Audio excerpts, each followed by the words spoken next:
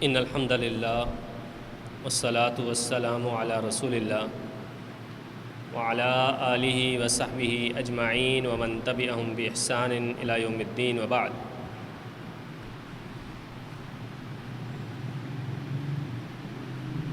آج کا درس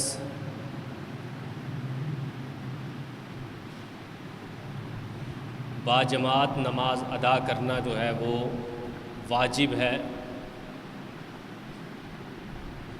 نبی کریم صلی اللہ علیہ وسلم کی احادیث کے مطابق باجماعت نماز کی بہت اہمیت بیان کی گئی ہے، اور اذان کی آواز سن لینے کے بعد بلا عذر جو بندہ مسجد میں نماز پڑھنے نہیں آتا، نبی کریم صلی اللہ علیہ وسلم نے اس قدر ناراضگی کا اظہار کیا ہے کہ نبی صلی اللہ علیہ وسلم نے فرمایا میرا دل کرتا ہے کہ میں ان لوگوں کے گھروں کو جا کے آگ لگا دوں۔ تو کسی بھی حالت میں شرعی عذر کے بغیر کوشش کرنی ہے کہ باجماعت نماز ادا کرنی ہے۔ ہاں، اگر کوئی شرعی عذر ہے تو پھر بندہ گھر میں نماز پڑھ سکتا ہے۔ ابو ہریرہ رضی اللہ تعالیٰ عنہ بیان فرماتے ہیں کہ قال رسول اللہ صلی اللہ علیہ وسلم ان اثقل الصلاة علی المنافقین العشاء والفجر۔ دو نمازیں منافقین پر بہت زیادہ بھاری ہیں۔ وہ دو نمازیں کون سی؟ العشاء والفجر، کہ عشاء کی نماز اور فجر کی نماز، یہ دو نمازیں یعنی جو نہیں پڑھتا حدیث کے مفہوم کے مطابق وہ بندہ منافق ہے۔ اسی لیے نبی کریم صلی اللہ علیہ وسلم کی احادیث کا خلاصہ ہے کہ نماز عشاء کے فوراً بعد سو جاؤ، اور تاکہ نماز فجر کے لیے آرام سے جو ہے وہ آنکھ کھل جائے۔ اور کتنی بڑی فضیلت بیان کی آپ صلی اللہ علیہ وسلم نے فرمایا کہ جو بندہ عشاء کی نماز باجماعت ادا کرتا ہے، اسی طرح جو فجر کی نماز باجماعت ادا کرتا ہے، اللہ تعالیٰ ساری رات عبادت کا ثواب عطا فرما دیتا ہے۔ پھر فرمایا وَلَوْ يَعْلَمُونَ مَا فِيهِمَا لَأَتَوْهُمَا وَلَوْ حَبْوًا، کہ اگر پتہ چل جائے ان لوگوں کو کہ ان دونوں نمازوں میں کس قدر اجر و ثواب ہے، کس قدر فائدہ ہے، تو اگر انہیں رینگ کر بھی آنا پڑے تو یہ رینگ پر آئیں۔ اسی طرح ابو ہریرہ رضی اللہ تعالیٰ عنہ بیان فرماتے ہیں عذر کے مطابق، عذر کی بات اگر کریں تو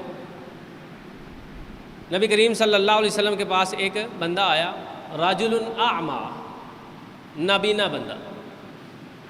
عذر کیسا ہونا چاہیے؟ باجماعت نماز کو چھوڑنے کے لیے عذر کیسا ہونا چاہیے؟ نابینا بندہ آیا، فقال یا رسول اللہ صلی اللہ علیہ وسلم لیس لی قائد، کہنے لگا کہ اللہ کے نبی صلی اللہ علیہ وسلم میرے لیے کوئی قائد، کوئی رہنما نہیں ہے، یعنی میری رہنمائی کرنے والا کوئی ایسا بندہ نہیں ہے جو مجھے ساتھ لے کر مسجد میں آ جائے۔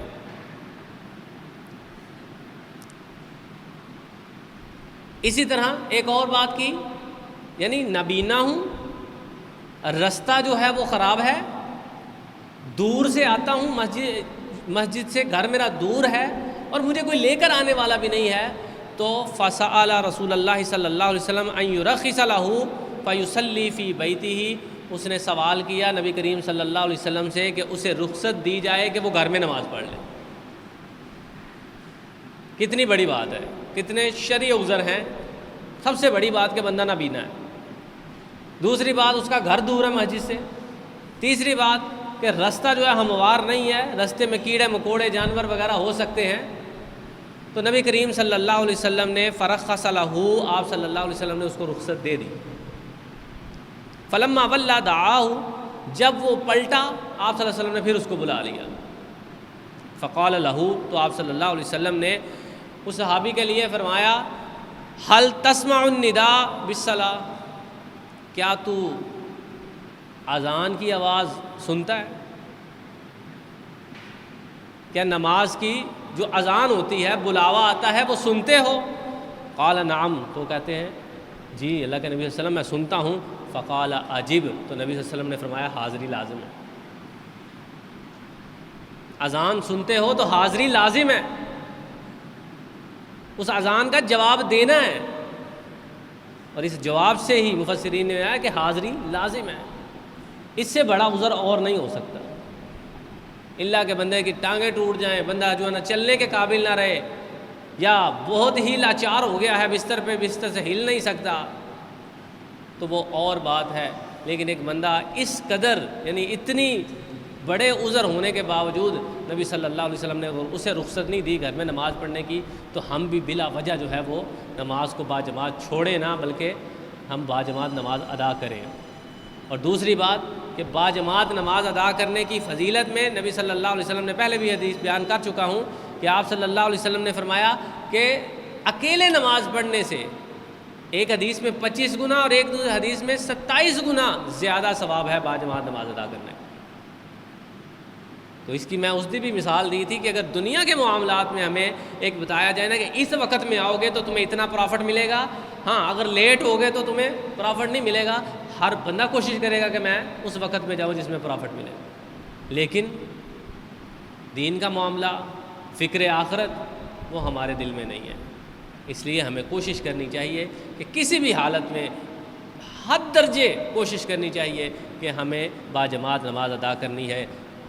اور باجماعت نماز ادا کرنے میں بھی یہ کوشش کرنی چاہیے کہ تکبیر اولیٰ اقامت کے قریب ہمیں، یعنی ہم اقامت کے وقت جو ہے وہ صف میں کھڑے ہوں. یہ نہیں کہ ہم بعد میں آئیں اور جب جماعت جو ہے وہ 1-2 رکعت گزر جائے اور ہم پھر دوبارہ بعد میں ہم حاضر ہوں. ایک کام کرنا جو ہے، یا تو ہے نا وہ کام نہیں کرنا، یا تو ہے نا کہ اگر ہم 4 رکعتیں نماز ہے تو ہم اگر 2 رکعتیں میں آ کے ملے ہیں تو وہ 2 رکعتیں ہی ہماری گنی جائیں گی، ہم سلام پھیر دیں گے. جب پڑھنی 4 ہی ہیں تو ہم کیوں نہ شروع سے پڑھیں، ساتھ مل کر پڑھیں اور امام صاحب کے ساتھ ہی ہم نماز کو مکمل بھی کریں، تو یہ زیادہ ثواب کا باعث ہے. اللہ سے دعا اللہ سمجھنے کی توفیق عطا فرمائے. وآخر دعوانا الحمدللہ رب العالمین.